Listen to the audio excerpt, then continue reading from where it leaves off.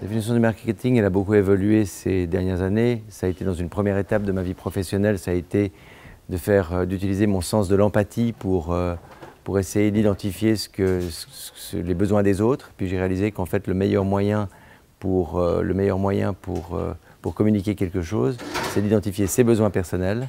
Et on sait par définition que ces besoins personnels correspondent aux besoins de millions d'autres personnes.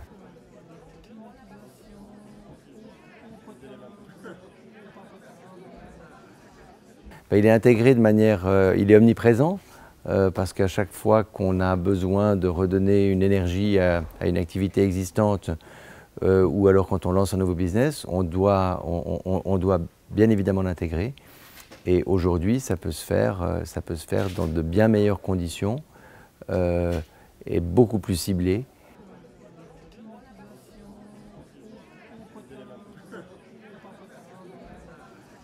Le business model du marketing doit évoluer.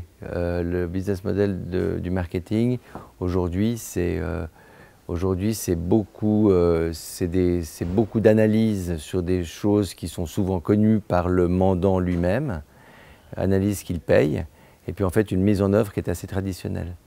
Et il y a aujourd'hui des agences d'une nouvelle génération qui ont compris qu'il y a un monde qui a changé, qui ont un discours qui correspond plus aux réseaux sociaux et à la nouvelle manière de faire, mais qui ont encore un petit problème, c'est que leur revenu modèle est encore basé sur l'ancien, à savoir au temps consacré, à savoir un pourcentage sur ci ou sur ça.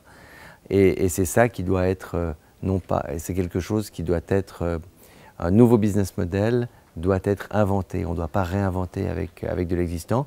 Et moi, je pourrais tout à fait imaginer une boîte de marketing et de communication devenir partenaire de son mandant, avec des formules à trouver parce que naturellement on est à cheval entre le partenariat, le mandat, la liberté, se lier, etc. Mais c'est des formules de ce type-là qui devraient fonctionner dans le futur.